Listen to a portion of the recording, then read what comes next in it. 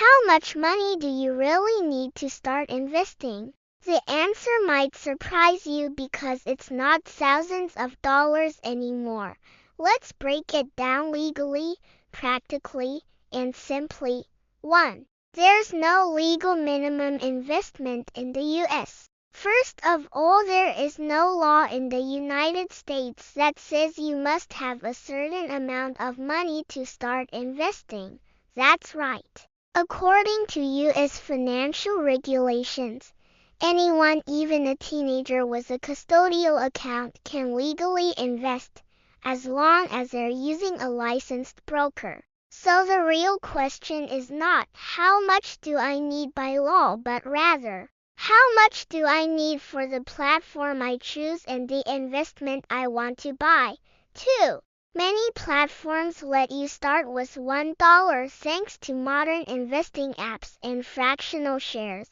You can now invest in big companies like Amazon, Tesla, or Apple with just $1. Apps like Robinhood, Fidelity, Charles Schwab, Sophie, Cash App, Public all let you buy pieces of a stock, not the whole thing.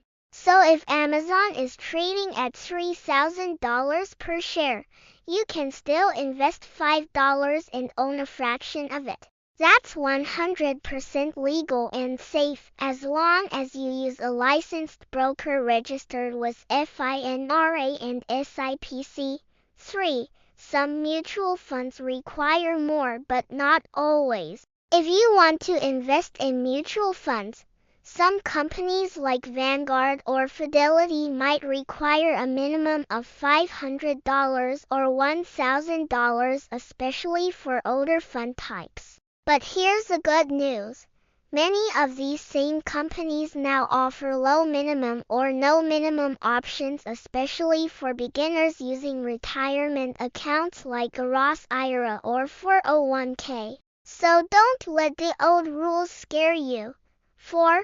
Retirement accounts have contribution limits, not minimums. If you're opening a Roth IRA or traditional IRA, the IRS says you can contribute up to $7,000 per year as of 2025, or $8,000 if you're 50 or older. But there's no minimum deposit required by law.